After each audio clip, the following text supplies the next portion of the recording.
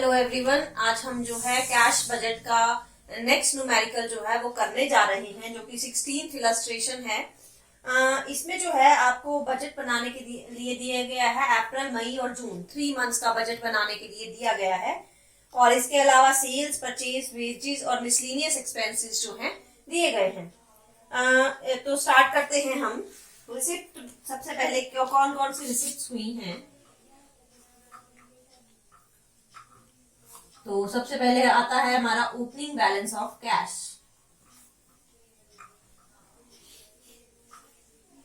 अप्रैल में जो opening first April का आपको बैलेंस दिया गया है वो दिया गया है 5,000 रुपए का। दूसरा आपको जो है क्लोजिंग जो कैश रिलीज फ्रॉम डेटर जो सेल्स होगी उसके रिगार्डिंग भी इंफॉर्मेशन दी गई है। रिसिप्ट फ्रॉम डेटर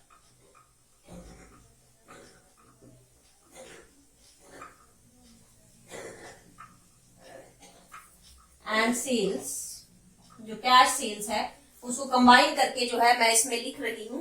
तो इसके लिए आपको क्या इंफॉर्मेशन दी गई है additional, 20% release in the month of sales, कि जिस महीने सेल की गई उसका 20% जो है हमें उसी महीने मिल गया कैश में। और जब कैश में हमने जो है हमें पेमेंट मिली तो हमें उसको जो है 2% का डिस्काउंट जो है वो देना पड़ा। मीन्स सिर्फ कैश सेल पे जो है जो 20% सेल्स कैश थी उसका जो है हमने 2% डिस्काउंट दिया है। And the balance realised equally in 2 subsequent months, और जो बैलेंस बच गया यानी कि जो 80% सेल्स उधार में की गई है वो जो बच गई वो हमने जो है इक्वल इंस्टॉलमेंट्स में, एक आधी इंस्टॉलमेंट पहले मंथ और आधी इंस्टॉलमेंट जो है दूसरे मंथ रिसीव की गई है। अप्रैल से जैसे हम बना रहे हैं तो अप्रैल में जो सेल की गई उसका सिर्फ 20% जो है हमें मिलेगा कैश में विद डिस्काउंट ऑफ 2%, और जो बाकी 80% बच गया वो भी आधा आधा, यानी कि 40% हमें जो है नेक्स्ट मंथ मई में मिलेगा और 40% जो है हमें जून में मिलेगा। तो इसके वर्किंग नोट जो है वो हमें बनाने पड़ेंगे। तो हम जो है कैश डेटर्स से जो रिसीव हुआ उसका वर्किंग नोट बनाते हैं। पहले बनाते हैं अप्रैल मंथ का। अप्रैल में जो है आपको सबसे पहले जो कैश सेल्स की गई, कैश सेल्स 20% उसी मंथ की, यानी कि 20% अप्रैल की ही आई। तो अप्रैल की सेल है आपकी 80,000, तो 80,000 का 20%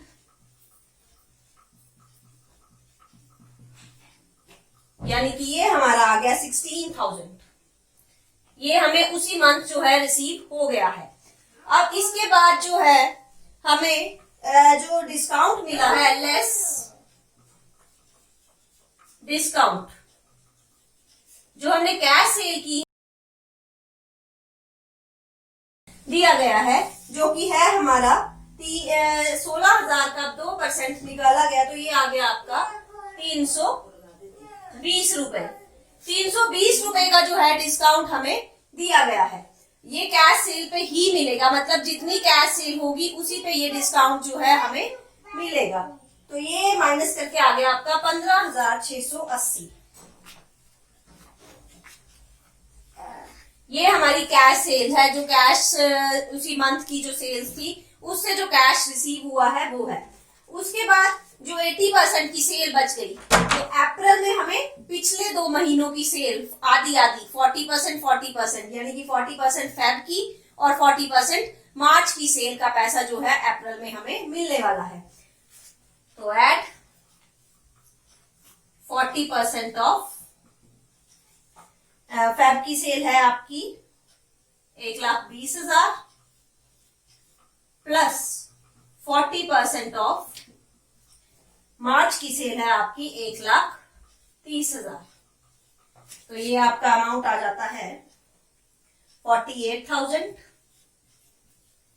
और 52,000, यानी कि टोटल जो अप्रैल में हमें कैश रिसीव हुआ वो हुआ 1,15,680 रुपए का। ये हमें जो है अप्रैल में जो कैश रिसीव होगा, मैं एक बार फिर से बता देती हूँ कौन कौन सा रिसीव होगा। जो अप्रैल की ही सेल होगी 80,000 की सेल है अप्रैल में, वो सिर्फ 20% कैश सेल की गई है, बाकी उधार की सेल है। तो सिर्फ 20% हमने लिया, यानी कि 16,000 ये आ गया। तो जो कैश सेल की थी उसपे हमें 2% का डिस्काउंट देना पड़ रहा था, 320 रुपए का डिस्काउंट माइनस करके ये हमारे जो है कैश सेल एक्चुअल में हुई। और जो उधार की सेल थी 80% बचती है वैसे तो टोटल, पर 80% इकट्ठी नहीं मिली है। 80% का आधा यानी कि 40% एक मंथ में और 40% नेक्स्ट मंथ में जो है हमें मिल रहा है।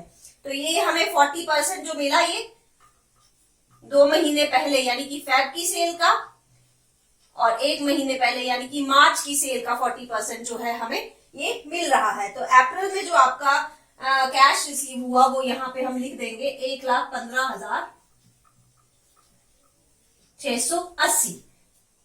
अब इसी तरह जो है हम मई की सेल भी निकालेंगे कि मई में जो है कितनी कैश सेल्स जो है हमने की है और कितनी हमारी उधार के पैसे जो है वो रिसीव हुए, जो उधार सेल थी। तो मई में जो सेल आएगी आपकी वो 20% जो कैश सेल होगी, 20% ऑफ 1,16,000। मई की सेल 1,16,000 की जो है वो हमारी है। तो ये आ गया हमारा 23,200। अब ये कैश सेल है तो इस पे 2% का डिस्काउंट भी देना पड़ेगा हमें। मैं फिर से बोल रही हूँ, डिस्काउंट जो है सिर्फ कैश सेल का ही आएगा, यानी कि सिर्फ 23,200 पे ही डिस्काउंट जो है वो हमें मिलेगा, यानी कि 464 का डिस्काउंट जो है हमने दिया है और 22,736 रुपीज जो है हमें कैश सेल के मिले हैं। इसके बाद जो क्रेडिट सेल थी 40% पिछला मंथ, मई से पिछला आ गया अप्रैल। अप्रैल की सेल थी आपकी 80,000 की,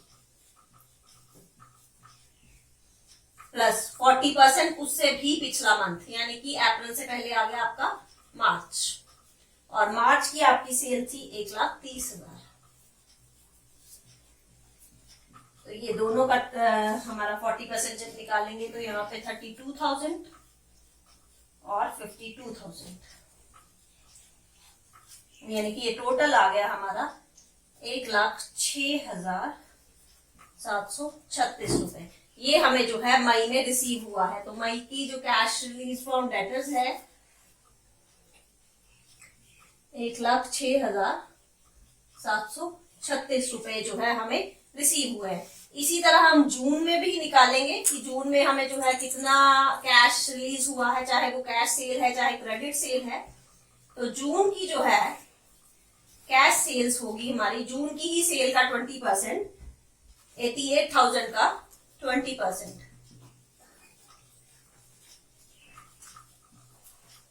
ये आ जाएगा हमारा 17,600। इसमें से हम डिस्काउंट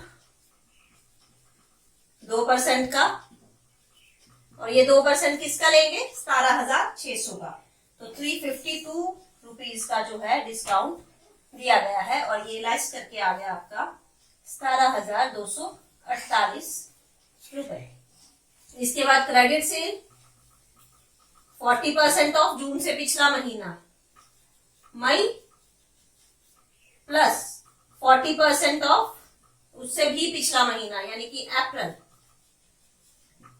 तो मई की आपकी सेल है 1,16,000 और अप्रैल की आपकी सेल है 80,000। तो इसका 40% जब हमने निकाला तो 46,400 और 32,000, यानी कि टोटल जो रिसीव किया हमने वो किया 95,648 रुपीज। तो ये यहाँ पे लिख देंगे 95,648 रिसीव। अब ये रिसिप्ट साइड की मेन आइटम होती है जो कैश रिलीज फ्रॉम डेटर्स होता है। इसके अलावा एक और रिसिप्ट दी है, income from investment ₹5,000 received quarterly in April July etcetera, कि 5,000 की इनकम मिलती है इन्वेस्टमेंट से और वो क्वार्टरली मिलती है, यानी कि एक पहले अप्रैल में मिलेगी फिर जुलाई में मिलेगी। तो अप्रैल का महीने का हम बना रहे हैं तो यहाँ पे भी वो लिखी जाएगी। Income from investment. सिर्फ अप्रैल में आएगा ये 5,000 रुपए। बस यही इनकम्स थी। अब इसका टोटल कर देते हैं। फर्स्ट कॉलम का ही यानी कि अप्रैल का ही टोटल अभी हमारा होगा 1,25,680 रुपए जो है हमने रिसीव किए हैं। अभी इधर का टोटल नहीं करेंगे क्योंकि इसका ओपनिंग बैलेंस नहीं है हमारे पास। आप पेमेंट साइड लिखते हैं। पेमेंट्स में सबसे पहले पेमेंट होती है क्रेडिटर्स को, पे टू क्रेडिटर्स।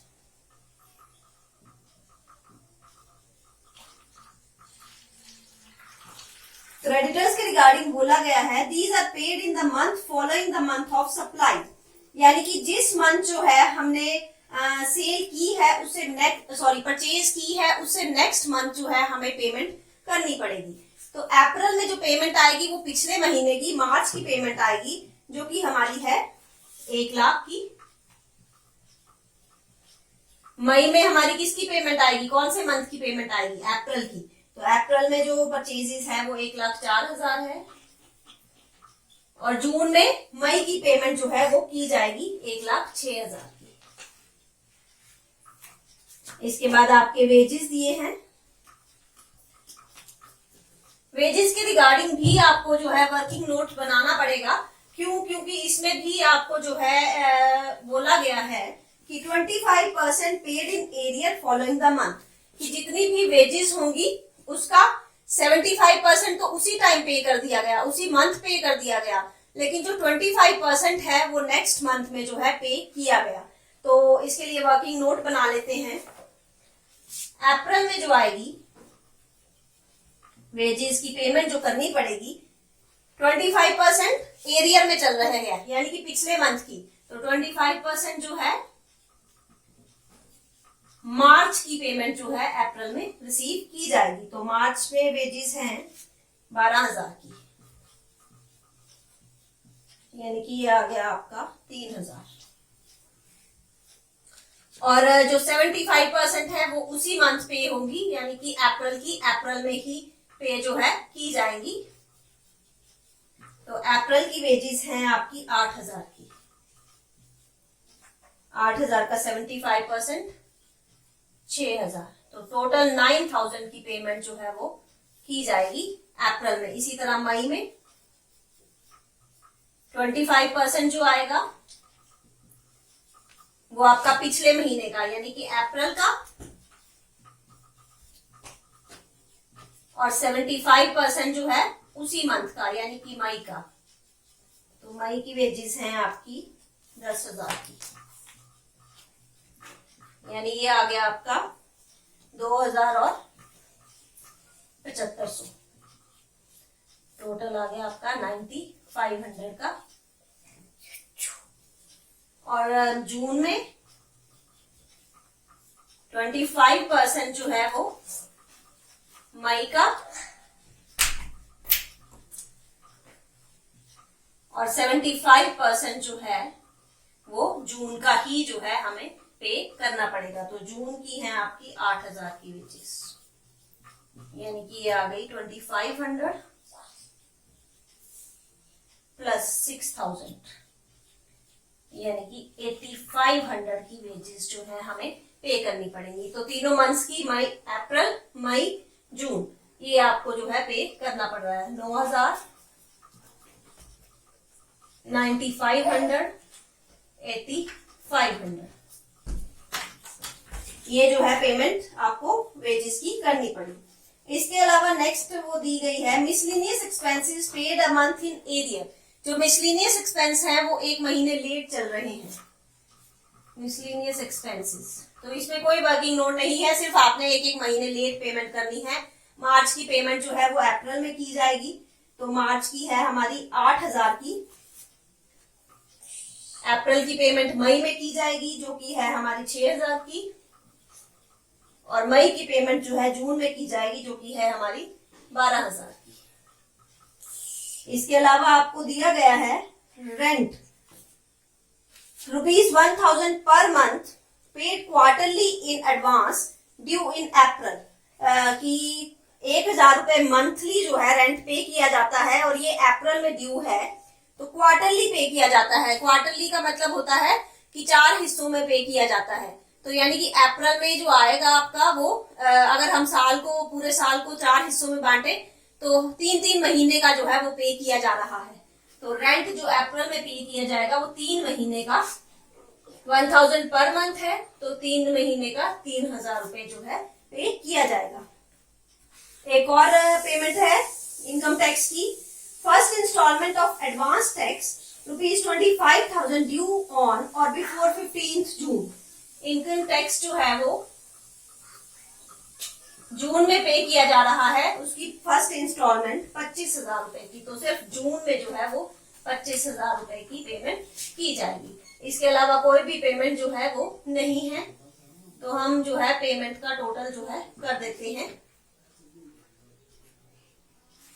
इधर का टोटल किया 1,20,000, इधर का टोटल किया 1,19,500 और यहाँ का 1,51,500। Closing balance of cash